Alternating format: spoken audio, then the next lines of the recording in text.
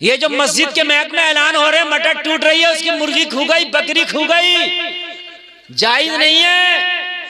इसलिए कि तेरी मटर के लिए महक नहीं लगाया मस्जिद में चंदा करके, तेरी बकरी खो गई, तेरी मुर्गी खो गई, उसकी मुर्गी ने अंडा दे दिया, उसकी मुर्गी ने ये कर दिया, इसके लिए नहीं है, ये आजान के लिए।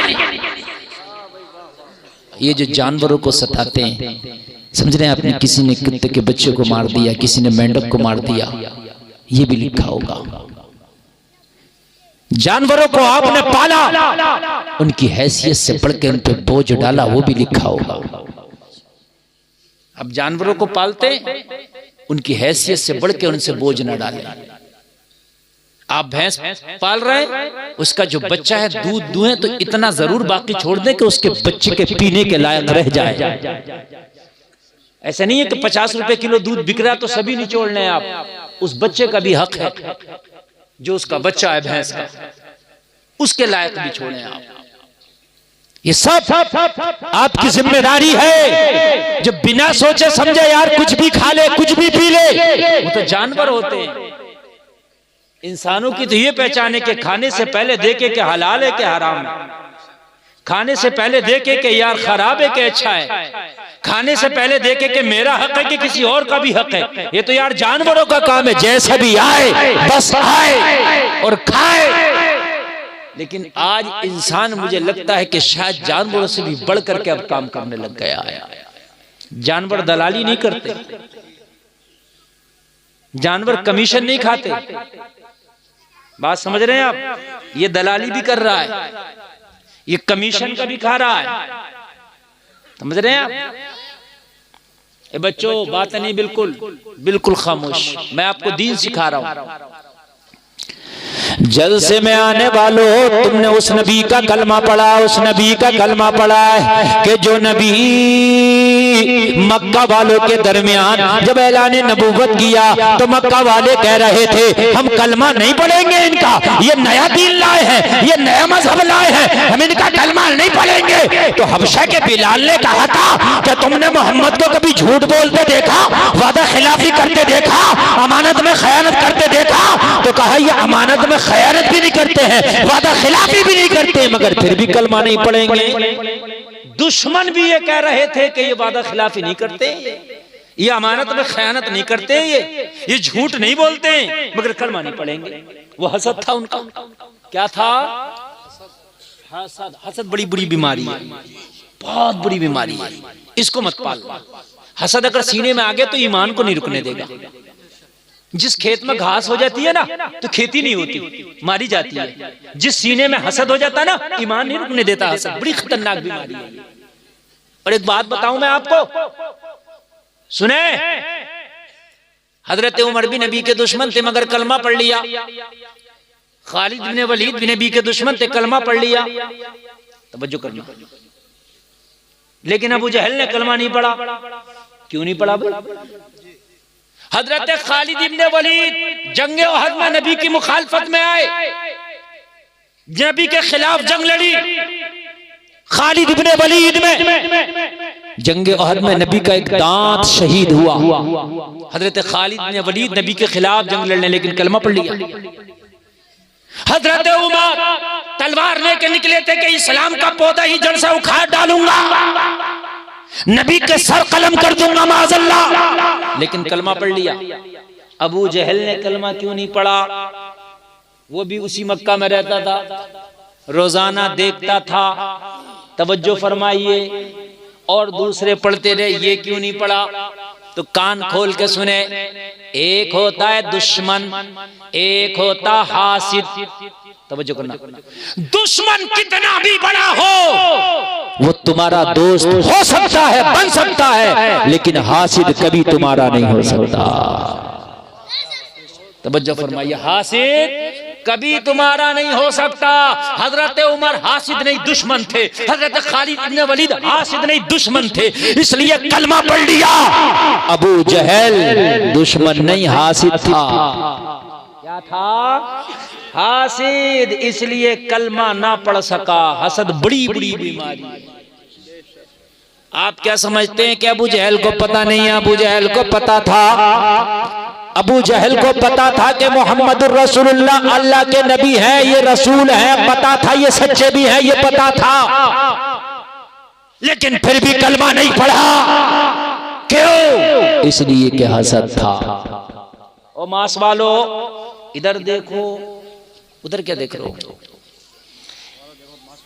इधर देखो। नहीं, मास्क लगाए रहो चाहे, कोई बात नहीं है, कभी कोरोना आ जाए दोबारा से, लेकिन आप हमारी तरफ मास्क की इजाजत है।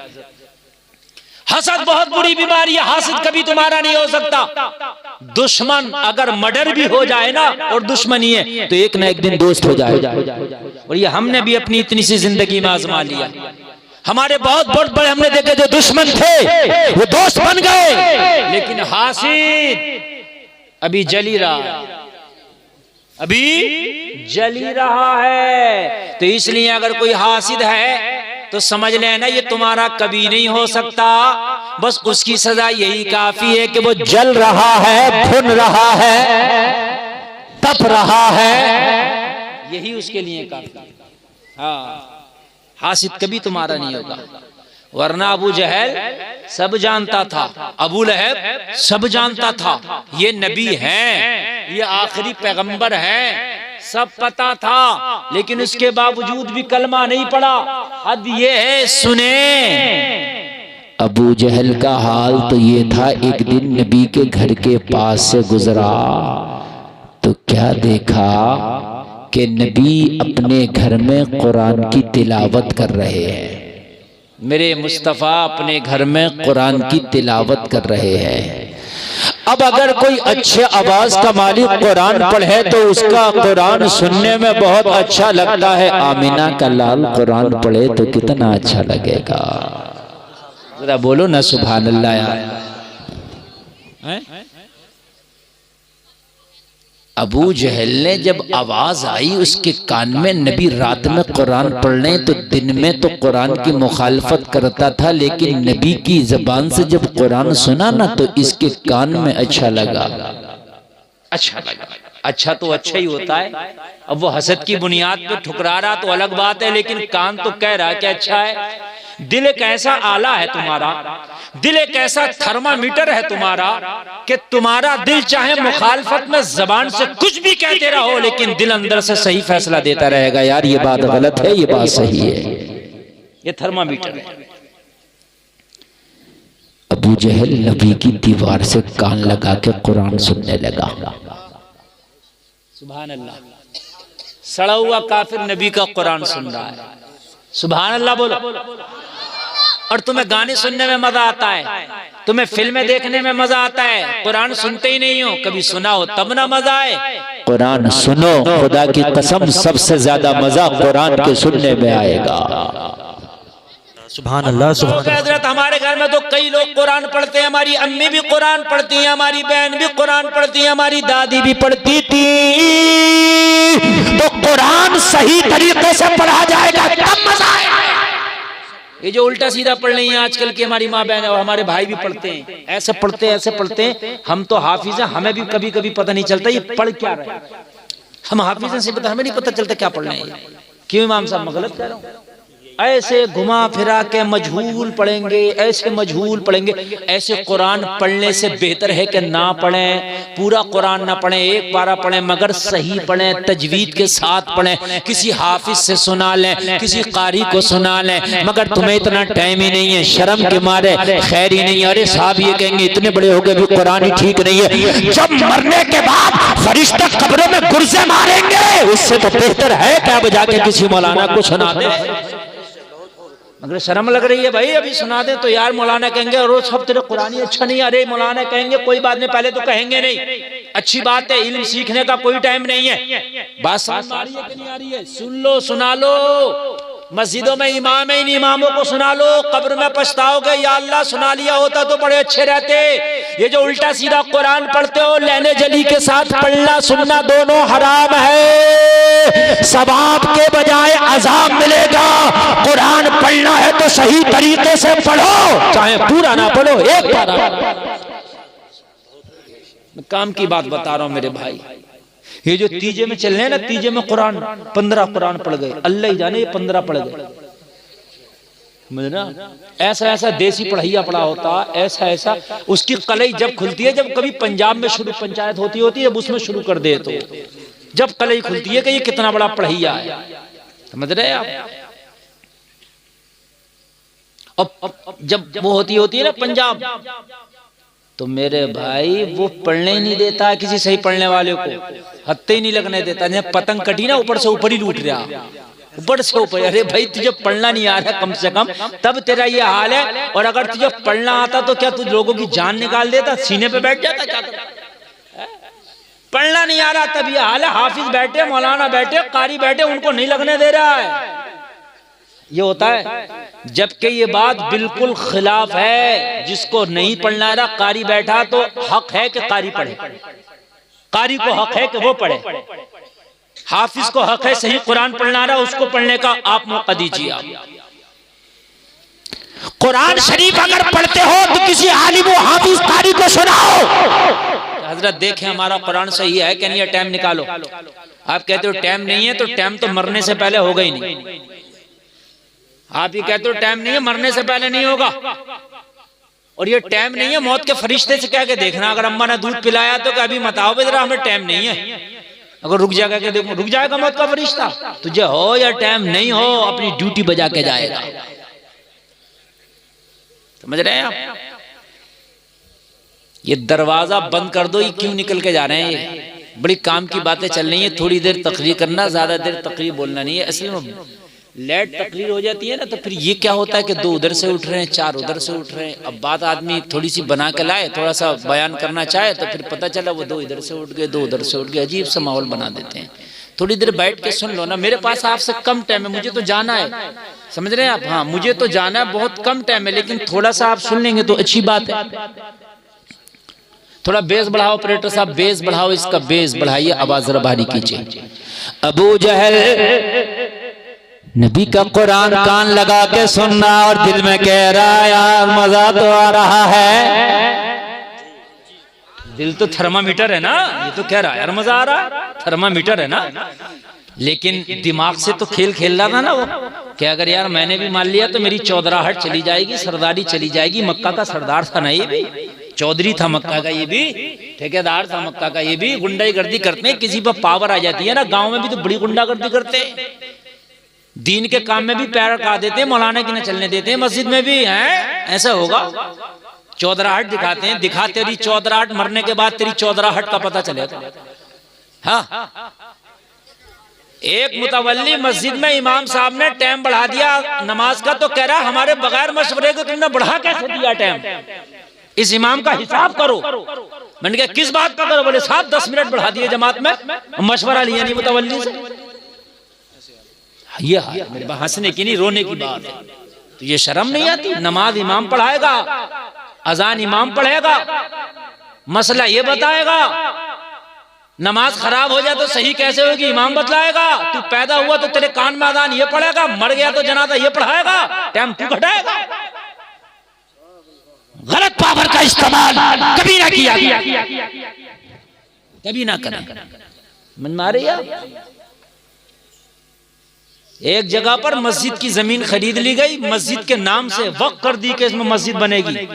गुंडागर्दी से उसको नमाज जनाजा के लिए कर दिया। बोले इसमें आज के बाद मस्जिद ही नमाज जनाजा हुआ करेगी, तुम्हारे अब्बा के घर की हुकूमत है, नमाज जनाजा हुआ करेगी।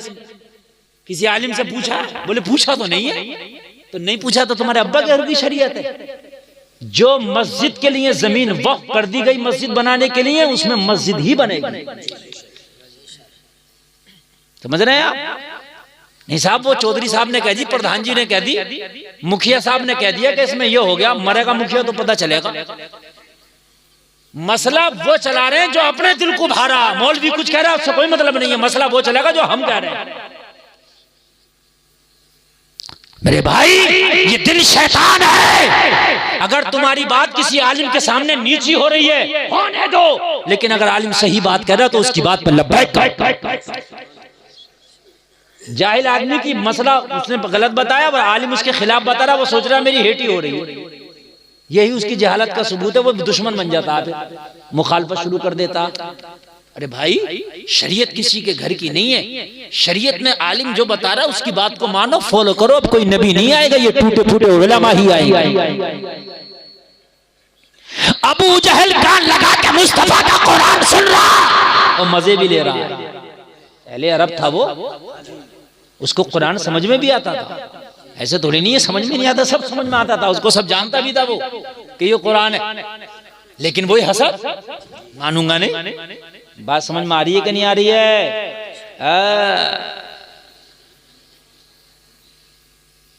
यही जो अभी मैं मैटर बता रहा हूं ना, मस्जिद वाला, मैंने बताया कि मस्जिद की जगह मस्जिद ही रहेगी। कब्रिस्तान के आप चाह रहे हैं कि ये इसको हम बना लें वो नमाज़े जनाजा की नहीं हो सकती जगह। अरे बोले मौलाना के कहाँ चक्कर में पड़ लो, अपने इधर आओ, अपनी बात करो। हाँ, मौलाना के चक्कर में मत पड़ो। मैंने कहा मत पड़ो भाई, जो सही बात है वो तो सही रहेगी। एक मस्जिद की झाड़ू दूसरी मस्जिद में इस्तेमाल नहीं हो सकती। मसला सुन ले आप। ये जब मस्जिदों में गर्म पानी हो रहा है वुजू के लिए, पड़ोसी भर भर के ले आते हैं अपने घरों के लिए, जायज नहीं है। हाँ, जायज नहीं है। सिर्फ मस्जिद में आकर वजू कर सकते हैं। ये जो मस्जिद के महक में ऐलान हो रहे हैं मटर टूट रही है, उसकी मुर्गी खू गई, बकरी खू गई, जायज नहीं है।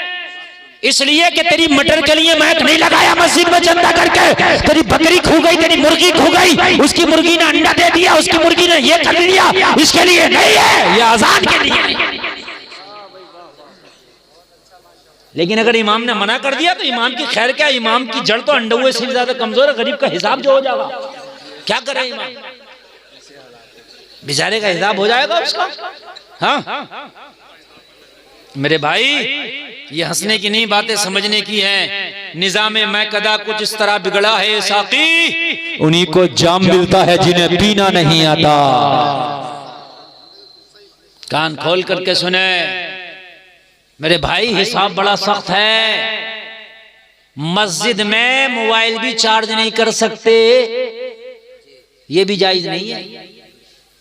हाँ, मस्जिद में जो नमाज हो गई और दो चार लोग सफों पे लंबे लंबे लेट के, पंखे चलने, गर्मियों में हवा खा रहे हैं, सो गए, जोहर से असर तक सोते ही रहे, ये उनके लिए जायज नहीं है। इसलिए कि मस्जिद में ये जो पंखा चल रहा है, इसका जो बिल चल रहा, ये मस्जिद के ऊपर चल रहा, हवा तू खा रहा। और बड़ी मूछा को ताव दे के कहते हैं मैं तो अल्हम्दुलिल्लाह 5 वक्ता नमाजी हूं, मैं तो मस्जिद में रहूं, मैं तो रहते ही मस्जिद में हूं। और मस्जिद में रहते हुए इसका हिसाब दे दोगे? बात समझ रहे हैं आप? क्या हुआ? अरे इसे तो अंडरग्राउंड ही रहने दो, इतने चैनल चल रहे हैं, सुबह कुछ चेक-इन हो जाएगी। हाँ ना, बात तो सही है, लेकिन ये अलग ही पूछ लियो इन चैनलों से। वो चैनलों वाले ये नहीं मानते इनका चैनल चले चाहे कोई जेल में चला जाए, ये नहीं मानेंगे भाई। मुझे इनसे कोई उम्मीद नहीं है। हाँ, इनका चैनल चले चाहे तुम जेल में चले जाओ, इससे मतलब नहीं है। इसलिए भाई बड़ी एहतियात से बोलना पड़ता है। तवज्जो फरमाएं, तवज्जो फरमाएं आप। मैं ये जो अहम मसाइल है मैं आपको बता रहा हूं। एक मैक अलग रख लो गांव में चंदा करके, उससे कराओ ऐलान। ये जो मस्जिदों में पड़े, मस्जिदों का इस्तेमाल कर रहे हैं, हर चीज जायज नहीं है। कान खोल करके सुन लें आप। जब एक मस्जिद की झाड़ू दूसरी मस्जिद में इस्तेमाल नहीं हो सकती, तो फिर तुम कौन होते हो कि तुम मस्जिद की कोई भी चीज इस्तेमाल करो? नहीं कर सकते, जायज नहीं है। और बहुत से लोगों का तो हाल ये है कि वो तो क्या क्या इस्तेमाल कर ले रहे हैं। वो तो मस्जिद के पैसे इस्तेमाल करना तो दूर की बात, उन्होंने लेके दिए ही नहीं, मस्जिद का ही खा गए, मदरसे का ही खा गए। कब्रिस्तानों की जमीनें तंग कर ली, काट ली। 20 बीघे के कब्रिस्तान थे, मौके पे 15 ही बीघे, और काट के मर गया, मर के दफन भी कब्रिस्तान में जिसे काट के गया था। ये भी हाल, मरना है मेरे भाई, बड़े सख्त मसले हैं। अल्लाह के लिए खुदारा खुदारा अपनी जिंदगी का बिल्कुल मामला साफ करके जाओ। तवज्जो करो, मैं आपको तारीख के आईने में बता रहा हूं। लोगों, तुमने कलमा उसी नबी का पढ़ा जिस नबी का कलमा हजरत उमर इब्ने खत्ताब ने पढ़ा। जरा कह दो सुभान अल्लाह। कलमा भी वही था उमर का, कुरान भी वही था उमर का, नबी भी वही था उमर का, खुदा भी वही था। जिस खुदा को तुम मानते हो उसी को उमर मानते हैं, जिस नबी को तुम मानते हो उसी को उमर मानते हैं, जो कुरान तुम पढ़ते हो उसी को उमर पढ़ते हैं। मगर अमल तुम्हारा क्या है, उमर का क्या है? कान खोल के सुन। हजरत उमर खलीफतुल मुस्लिमीन है। आधी दुनिया पे हजरत उमर की हुकूमत का सिक्का चलता है। लोगों, एक रात में हजरत उमर चिराग जलाकर कुछ लिख रहे थे। खिलाफत का कुछ खर्चे का जो काम था वो लिख रहे थे। लोग हिसाब किताब का रजिस्टर मेंटेन कर रहे थे। रात का आलम। हजरत अली हजरत उमर की बारगाह में आए, आकर के सलाम किया। हजरत उमर ने बोला, अली कैसे आना हुआ? हजरत अली ने फरमाया, उमर कुछ जाती काम था, कुछ अपने पर्सनल काम से आया था। हजरत उमर ने इतना सुना, चिराग बुझा दिया। सुभान अल्लाह। क्या किया क्या किया क्या किया? जोर से कह दो, चिराग बुझा दिया। उस वक्त रोशनी के लिए ये बल्ब नहीं थे, ये सियाफल नहीं था, ये कुमकुमे नहीं थे, ये बड़ी बड़ी हाइलोजन नहीं थी, बड़ी बड़ी ट्यूबलाइटें नहीं थी। उस वक्त चिरागों से रोशनी हुआ करती थी। हजरत उमर रजिस्टर मेंटेन कर रहे थे, चिराग बुझा दिया। हजरत अली हैरत में, उमर चिराग क्यों बुझाया? जब मेहमान तुम्हारे घर में आता है तो आप तो रोशनी करते हैं, रोशनी बुझाते नहीं है। बोलो है कि नहीं है? रोशनी जलाई जाती है, हैं? आज ये जलसा हुआ, कितनी रोशनी है। ओ मेरे भाई, हजरत उमर ने चिराग बुझाया। हजरत उमर ने फरमाया, अली अभी रुके। हजरत उमर ने एक बराबर में चिराग रखा था, फिर उसको जला दिया। क्या कर दिया? दूसरा जला दिया। हजरत अली ने फरमाया, उमर अगर बुझाना था तो जलाया क्यों, जलाना था तो बुझाया क्यों? अरे जब बुझाना था तो जला क्यों दिया, और जब जलाना ही था तो बुझा क्यों दिया? तवज्जो करें, आगे से लेकर पीछे तक पूरा मजमा, और मेरी माँ बहनें भी तवज्जो करें। अब इधर उधर जहन ना भटकाए, एक एक जुमला लेके जाए। अगर तकरीर दिल पे लेके सुन ली तो खुदा की कसम जिंदगी बदल जाएगी। सुनो, हजरत उमर ने फरमाया, अली ये सरकारी रजिस्टर है जो मैं मेंटेन कर रहा था। जो चिराग पहले जल रहा था वो सरकारी खजाने के तेल पर जल रहा था। आप आए थे पर्सनल काम से, उमर पर्सनल कामों के लिए खजाने का माल इस्तेमाल नहीं करता। ये मैंने जब तक आपसे पर्सनल काम होता रहेगा, पर्सनल बात मेरी आपकी होती रहेगी, जब तक ये मेरा पर्सनल चिराग है ये जलता रहेगा। बेशक, सुभान अल्लाह, सुभान अल्लाह।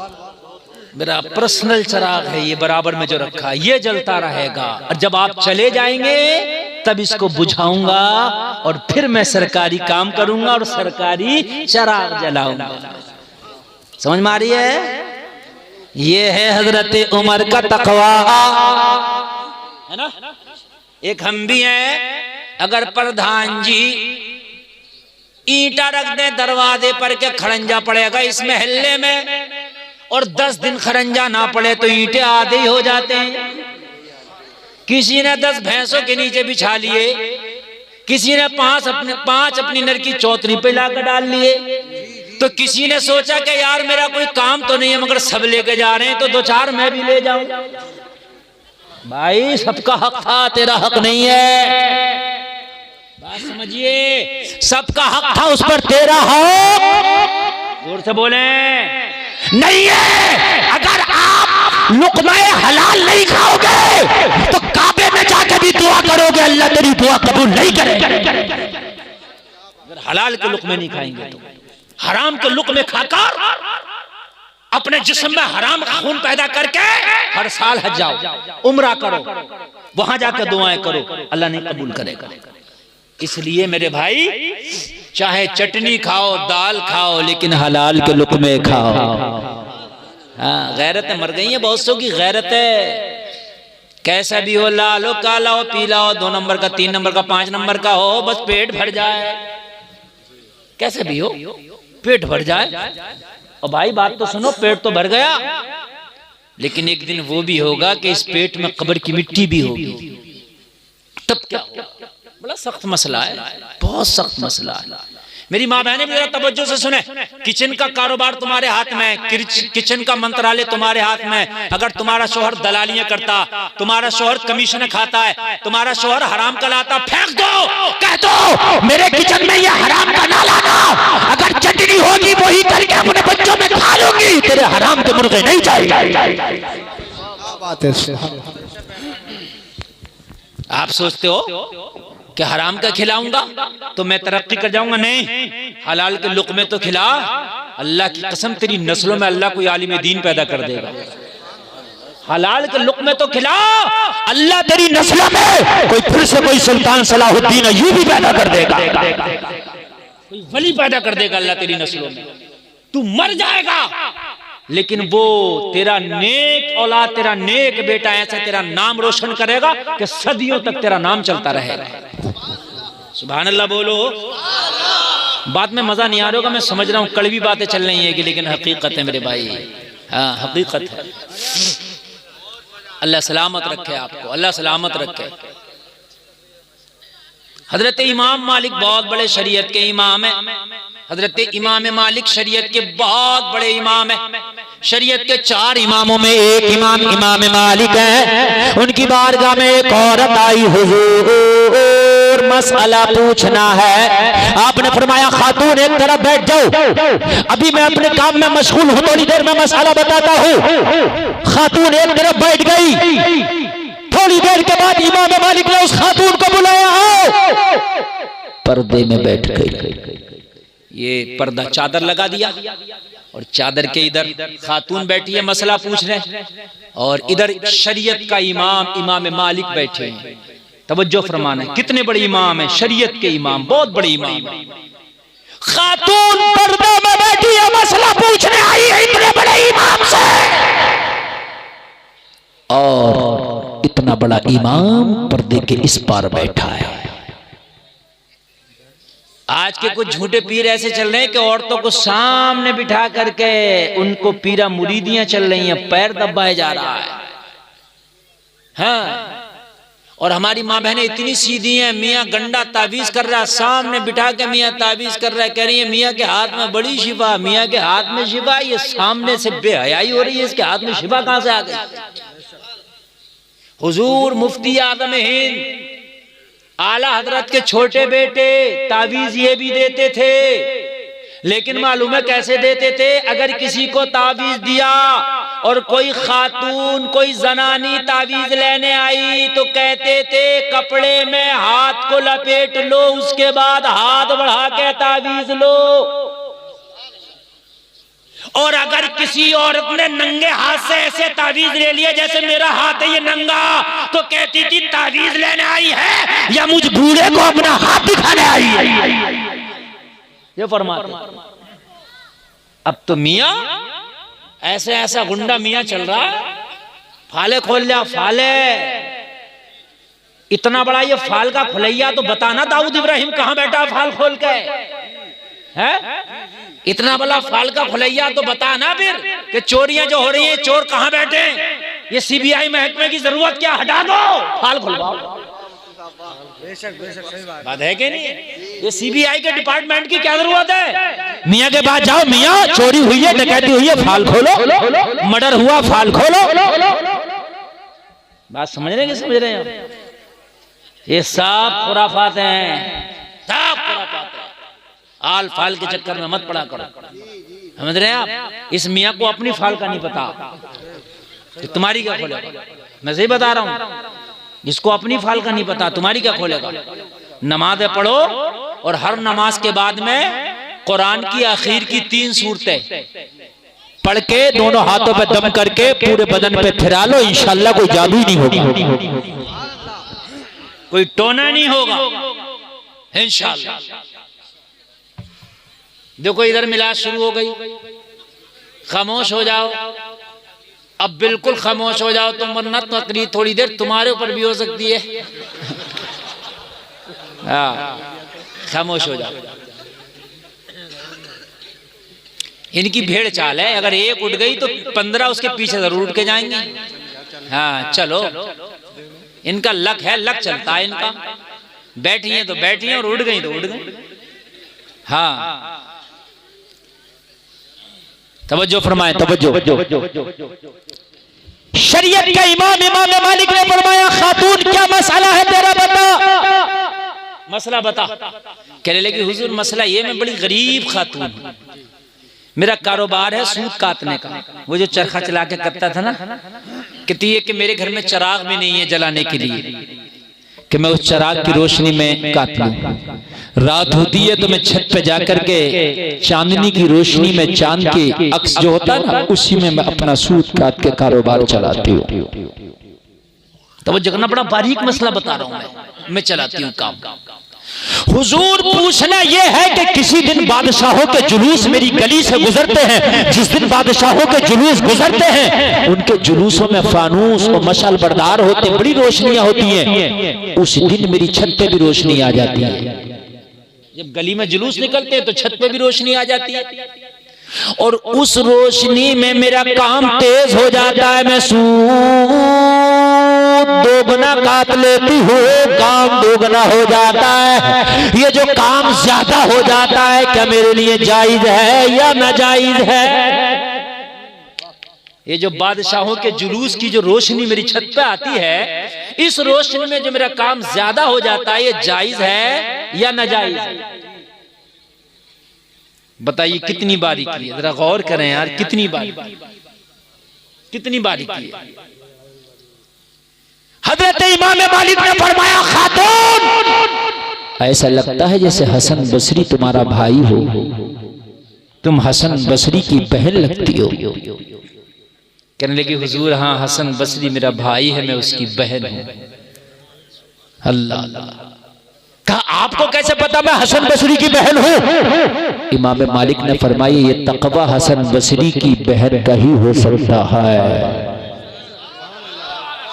हाय हाय हाय, ये तकवा हसन बसरी की बहन का ही हो सकता है। ओ भाइयों, तुम इस जलसे में बैठे हो, तुम भाई भी होगे बहनों के, तुम्हारी बहनों के जैसे किरदार हो, उस किरदार से तुम पहचाने जाते हो।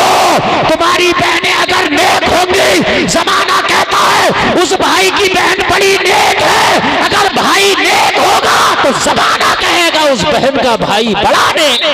बेशक, सुभान अल्लाह। नारे तकबीर, नारे रिसालत। खामोश मेरे भाई, तवज्जो करें, अगर किसी का भाई नेक होगा तो जमाना कहेगा उस बहन का भाई बड़ा नेक है, अगर किसी की बहन नेक होगी तो जमाना कहेगा उसकी बहन बड़ी नेक। आप कहो काली टोपी वाले, इधर सुन लो यार, सुन लो, पता नहीं यार किधर किधर है, तो बैठ। जी इमाम साहब, जी फरमाएं, थोड़ी देर सुन ले यार, डिस्टर्ब हो रहा है, बहुत ज्यादा डिस्टर्ब हो रहा है। थोड़ी देर खामोशी से सुन ले, उसके बाद में फिर आपने जो करना वो करते रहिएगा, ठीक है? मैं असल में रटी रटाई तकरीर अपने से होती नहीं, आपसे चिपक करके आप सुनते रहते, मैं बोलता रहता हूँ। आप जब अपना जहन हटाते हैं ना तो आपसे ज्यादा मेरा हट जाता है। आप क्या सोचते हैं, ये जो बेपर्दा घूम रही हैं इनकी इज्जतें हो रही हैं? नहीं, ये जो नाच रही हैं कूद रही हैं इनकी इज्जत हो रही है। जमाना चाहे तेरे सामने कुछ भी कह दे, पीछे यही कहेगा इतनी बड़ी बेहया। अगर किसी के घर का माहौल खराब होना और फला कह दे कि उस गांव की लड़की हमने देखी है यार, वो उस जगह बेपर्दा ऐसे ऐसे घूम रही, तो आदमी अंदाजा लगाएगा यार उस घर की होगी, चूंकि उस घर की लड़कियां बेपर्दा घूमती हैं। तवज्जो करना। और अगर कोई बात पर्दे की आएगी और किसी के घर के पर्दे का नाम हो, आदमी के मैं उस गांव में गया था, उस घर की खातून बड़ी बापर्दा थी, तो आदमी कहेगा हो ना हो उस घर की बात है। हसन बसरी की बहन हो ना हो, हसन बसरी की बहन हो। कहा हुजूर कैसे, मैं तो कभी आपसे मिली भी नहीं, आपने कभी मुझे देखा नहीं, मुझे किसी गैर मर्द ने नहीं देखा। कहा ये तकवा हो ना हो, हसन बसरी की बहन ही।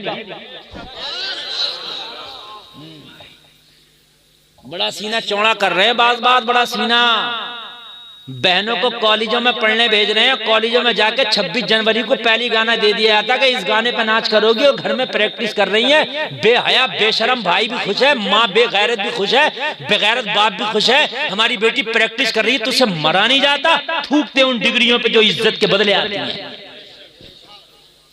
डिग्री लाओ लेकिन इज्जत के बदले ना लाओ, मेहनत के बदले लाओ। कॉलेजों में बच्चियां नाच रही हैं, डांस कर रही है, कॉलेजों में बच्चियां नाच नाच करके वो फिर डिग्रियां ला रही है। बाप भी खुश है, भाई भी खुश है। और मेरे भाई मैं तालीम का मुखालिफत नहीं करता, मैं तालीम का मुखालिफ नहीं हूं। पढ़ाओ, खूब पढ़ाओ, लेकिन अल्लाह की कसम ये ध्यान रखना कि डिग्री इज्जत के बदले तो नहीं आ रही है। इज्जत का सौदा नहीं करना है। अगर इज्जत के बदले डिग्री आए तो ठोकर मारो उस डिग्री पर। इसी कॉलेज में पढ़ने वाली एक बेटी को मैंने देखा, आपने भी देखा होगा। कर्नाटक के कॉलेज में जब पढ़ने गई, हिजाब लगा के गई, बुर्का लगा के गई, पर्दे में गई, सैकड़ों भेड़ियों ने घेरा, उसके फुर्के की मुखालफत की, शेरनी बन के खड़ी हो गई, नारे तकबीर लगा करके उनकी मुखालफत का जवाब दिया। जमाना उस शेरनी को मुस्कान कहता है। अपनी बेटियों को पढ़ाओ, लेकिन मुस्कान का किरदार दे के पढ़ाओ। सुभान अल्लाह, जिंदाबाद। दारे तकबीर, दारे रिसालत, दारे वसीयत, बस लगे आला हजरत हजरत अल्लामा मुफ्ती गुलफाम रयापुरी, दारे हैदरी। ये किरदार दे करके पढ़ाओ।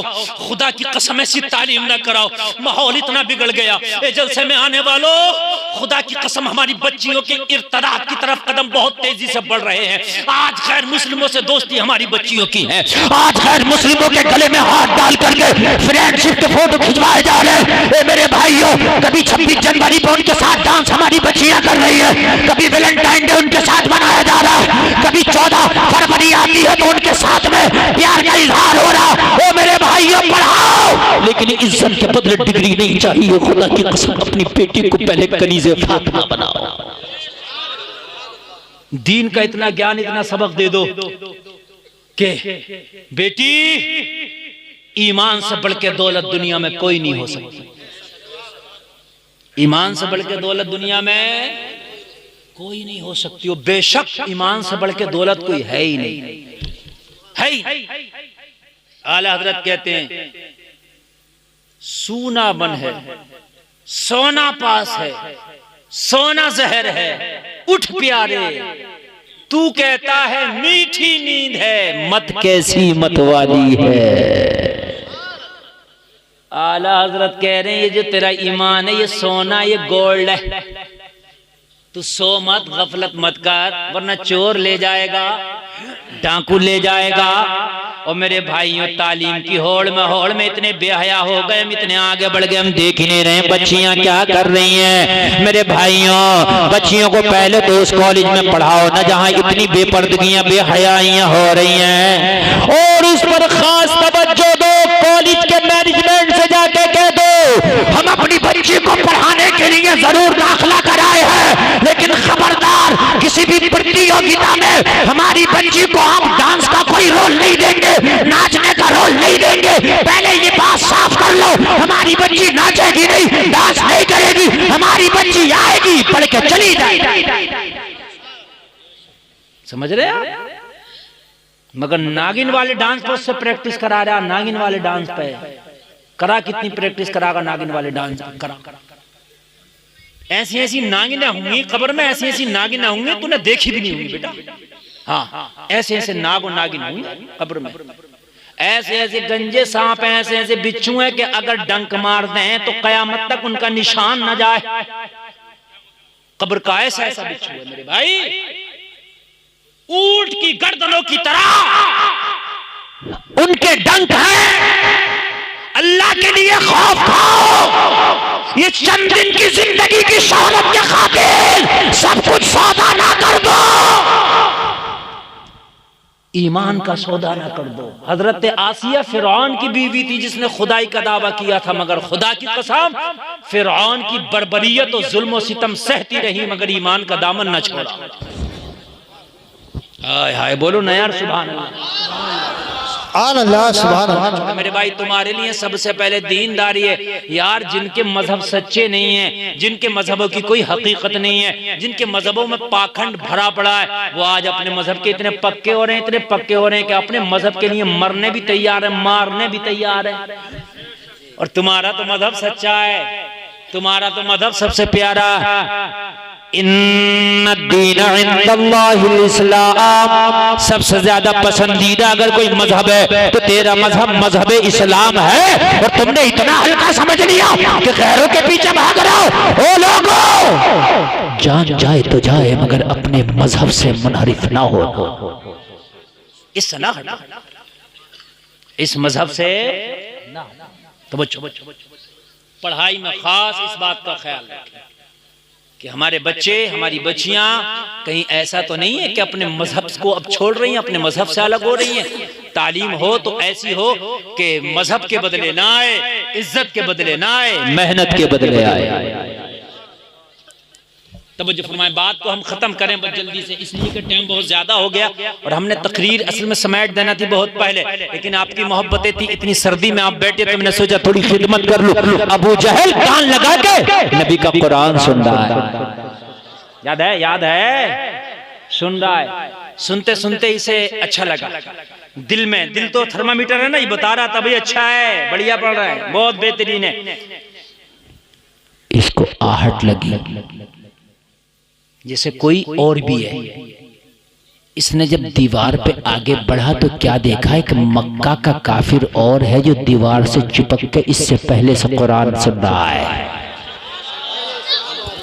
अल्लाह सुन रहा है। इसने सोचा भांडा फूट जाएगा, ये तो सब में कह देगा कि अबू जहल दिन भर अपनी पार्टी बनाता और रात को ये नबी का कुरान खुद सुनता। बात समझ रहे हैं? रात को खुद सुनता, मैंने देखा था, दीवार से कान लगा के सुन रहा है। अबू जहल ने सोचा काम खराब हो जाएगा, तो इसने क्या किया, उल्टा इसी पे धौंस जमाना शुरू कर दी। अबू जहल ने, क्यों भाई, कौन है, क्या कर रहा? उल्टी धौंस। इसका नाम था अखनस। अखनस बोला, अबू जहल हमसे बाद में कहना क्या कर रहा, पहले तू बता तू क्या कर रहा, हमसे बाद में पूछ, तू बता तू क्या कर रहा है यहाँ। अबू जहल बोला, मैं तो यहाँ से गुजर रहा था, बस आवाज आई तो मैं देखने लगा क्या हो रहा है, अचानक तुझ पर नजर पड़ गई। अखनस बोला, झूठ ना बोल, सच बता, तू मोहम्मद का कुरान सुनने नहीं आया। अबू जहल बोला, तुझे कैसे बता मैं कुरान सुनने आया हूँ। अखनस बोला, असल में मैं खुद मोहम्मद का कुरान सुनने आया हूँ। सुभान अल्लाह, सुभान अल्लाह, बहुत जिंदा, खुद मोहम्मद का कुरान सुनने आया। अबू जहल बोला, यार बात तो सही है, गुजर रहा था, आवाज आई, मैं सुनने लगा और मुझे बड़ा अच्छा लग रहा है। अब तो चोर चोर मौसेरे भाई, जो तू कर रहा वही मैं कर रहा हूँ, तुझसे क्या छिपाना। अबू जहल बोला, है तो तू अपनी पार्टी का आदमी, लेकिन मैं भी यार बड़ा अच्छा लग रहा है, तू बता। अखनस बोला, मैं तो कई दिन से आ रहा हूँ। अब जब बात खुली गई है, मैं तो कई दिन से आ रहा हूँ, बड़ा अच्छा लगता है, रोज आ जाता हूँ रात को। अबू जहल बोला, सुन अब नहीं आना, अगर पता चल गया तो क्या होगा, और मेरा भी किसी से मत कहना, मैं तेरा किसी से नहीं कहूंगा, और अब आना मत। अखनस बोला, अपनी कहो, तू तो नहीं आएगा, बोला मैं भी नहीं आऊंगा, तू तो नहीं आएगा, बोला मैं भी नहीं आऊंगा। दोनों ने वादा कर लिया। दूसरी रात आई, बिस्तर पे लेटे, करवट पे करवट, नींद ना इसे ना इसे। सुभान अल्लाह। आप क्या सोचते हैं, अगर दुश्मन भी है, अच्छी बात अगर कोई होगी तो दिल कहेगा बात अच्छी है, मगर हसद कहेगा नहीं यार मानना नहीं है, मानना नहीं है, बात तो अच्छी है मगर मानना नहीं है। हाँ। अबू जहल दिल से ये जानता था, अबू लहब भी जानता था कि ये सच्चे नबी हैं, सच्चे नबी जानते, दोनों जानते थे ये, लेकिन हसद मानना नहीं है। बस नींद नहीं आई, बिस्तर पे करवटें बदलने, आधी रात हो गई, नींद नहीं अखनस ने सोचा यार हम तो कई दिन से जा रहे, कहाँ अबू जहल के चक्कर में पड़ गए। रात ये तो मुझसे मना करके गया, ये तो आएगा नहीं, चूंकि ये खुद मुझसे मना कर रहा था। लाओ चुपके से जाऊं, थोड़ा सा जाके सुन लूं, आके सो जाऊंगा, सुकून मिल जाएगा, इसे क्या पता चलेगा मैं गया था। अबू जहल ने सोचा यार मजा तो बहुत आ रहा था, रात अच्छा भी लग रहा था। अखनस को तो डांट डूट के मैंने रात मना कर दिया, वो तो आएगा नहीं, चुपके से मैं जाकर सुन लूं तो उसे क्या पता चलेगा मैं गया था। इसी चक्कर में दोनों आ गए। वो उधर चुपका पड़ा, वो उधर चुपका पड़ा, है ना। कहते हैं ना कुरान सुनने में मजा नहीं आ रहा, नमाज पढ़ने में मजा नहीं आ रहा। मेरे भाइयों नमाज पढ़ो तो, कुरान सुनो तो, मजा तो जब आएगा जब सही से नमाज याद हो, पाकी हो, वजू करना आता नहीं, खड़े हो गए, कहां से मजा आएगा नमाज में, है? नमाज याद नहीं है, नमाज पढ़ने कहां से मजा आएगा। मोटरसाइकिल चलाना नहीं आती, मजा आएगा मोटरसाइकिल पे बैठ गए तो। अस्पताल में होगा। मेरी बात सही है कि नहीं है? मजा तो उसे ही आएगा ना जिसको चलाना आती होगी। भाई नमाज पढ़ना आए, उसके बाद अगर तुम नमाज पढ़ो तो नमाज में मजा आएगा, और जब पढ़ना ही नहीं आ रही हो तो फिर नमाज में दिल कैसे लगेगा। नबी कुरान की तिलावत कर रहे हैं तो यार फिर कैसा लगता होगा। हाय हाय हाय, दोनों आ गए, वो इधर वो इधर। अबू जहल ने देखा, देखूं आ तो नहीं गया, देखा तो वो भी चिपका पड़ा। कहा अखनास क्या करने आया? कहना मुझे बाद में बता तू क्या करने आया। कहा मैं तो तुझे देखने आया हूं कि तू आ तो नहीं गया। अखनास बोला झूठ मत बोल, सच बता तुझे नींद नहीं आ रही थी। अबू जहल बोला तुझे कैसे पता? अखनास बोला असल में मुझे खुद नींद नहीं आ रही थी, मुझे खुद नींद नहीं आ रही थी। आए आए। अबू जहल बोला यार ये बात तो ठीक है, लेकिन आज बता सारे बुतों की कसम खा के जा, लात की कसम, हुबुल की कसम, उज्जा की कसम, अब नहीं आई, लाश करके जा रहे, अब नहीं आना, अब नहीं आना, लाश करके जा रहे। लेकिन वही रात वाला मसला फिर किसे नहीं। इसने सोचा मैं कसम खिला के गया हूं ये नहीं आएगा, इसने सोचा उसने कसम खाई ये नहीं आएगा। थोड़ी थोड़ी देर के चक्कर में दोनों फिर आ गए और आके फिर सुनना। अबू जहल ने जब देखा अखनस खड़ा है, अबू जहल ने पकड़ लिया, पकड़ के बोला अखनस, गुस्सा करके बोला अखनस रात तो सारे खुदाओं की कसम खा कर गया था, लेकिन अब क्यों आ गया? अखनस बोला अबू जहल गुस्सा करने की जरूरत नहीं है, तू मान या मत मान, सही बात तो ये है न ये कुरान झूठा है न ये आमिना का लाल झूठा है। सुभान अल्लाह। दारे तकबीर, दारे रिसालत, दारे रिसालत, दारे वसीयत, बस लगे आला हजरत हजरत अल्लामा मुफ्ती गुलफाम साहब रामपुरी उलमाए ले सुन्नत। मान या मत मान, न ये कुरान झूठा न ये आमिना का लाल झूठा, कुरान भी सच्चा और आमिना का लाल भी सच्चा। अबू जहल ने कहा तुझे कैसे पता? कहा ये कुरान की सच्चाई है जो तुझे और मुझे घर से लेके आई है। नमाज अच्छे से याद कर लो, हलाल के लुक़मे खाने शुरू कर दो। खुदा की कसम नमाज पढ़ने में इतना मजा आएगा, इतना मजा आएगा, इतना मजा आएगा कि इतना मजा किसी काम में आएगा ही नहीं। लेकिन सच्चाई नमाज याद ना हो तो याद कर लो, कुरान अच्छे से पढ़ना सीख जाओ। और मेरे भाइयों लुक़मे हलाल के होना चाहिए, हमारी रोजी में कोई हराम जर्रा बराबर भी मिलावट नहीं हो। अगर आ रहा है अल्लाह ने जितना तेरी किस्मत में लिख दिया है मिलकर रहेगा।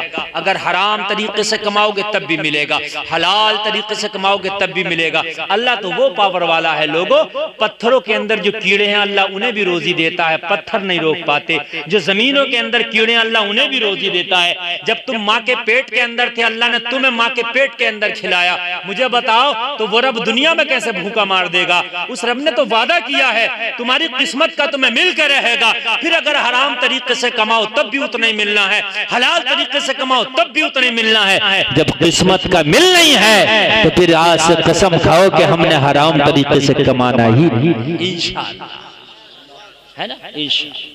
बच्चों को तालीम हासिल कराओ। तालीम बहुत ज़रूरी है, मगर तालीम से पहले ये भी देख लो कि तुम्हारे बच्चे जो तालीम हासिल कर रहे हैं वो सही हासिल कर रहे हैं तालीम। कहीं ऐसा तो नहीं है कि अपनी इज्जतों के सौदे कर रहे हैं। माहौल बड़े ख़राब हैं, कॉलेजों के माहौल ख़ास कर बड़े ख़राब हैं। लोगों ऐसे कॉलेजों में बच्चियों को पढ़ने ना भेजो कि जिसके माहौल बहुत ज़्यादा ख़राब हैं। और अगर बच्चे आपके पढ़ भी रहे हैं तो ख़ास बच्चों पर तवज्जो दो, ख़ास बच्चों पर ध्यान दो कि तुम्हारे बच्चे पढ़ क्या रहे हैं, तुम्हारे बच्चे हासिल क्या कर रहे हैं, तुम्हारे बच्चे जो है आने जाने में किससे मिलते हैं, किससे जुलते हैं, ये खास ख्याल रखो। अल्लाह सबों को सलामत रखे। कहने सुनने में कोई खता हुई हो मैं तौबा करता हूँ, मेरा मौला माफ फरमाए। सारे लोग मिलकर कलमा शरीफ पढ़ें एक बार, ला इलाहा इल्लल्लाह मुहम्मदुर रसूलुल्लाह। इस्लाम जिंदाबाद, कौम मुस्लिम पाइंदाबाद, वमा अलैना इल्लल बलाग। अस्सलामु अलैकुम।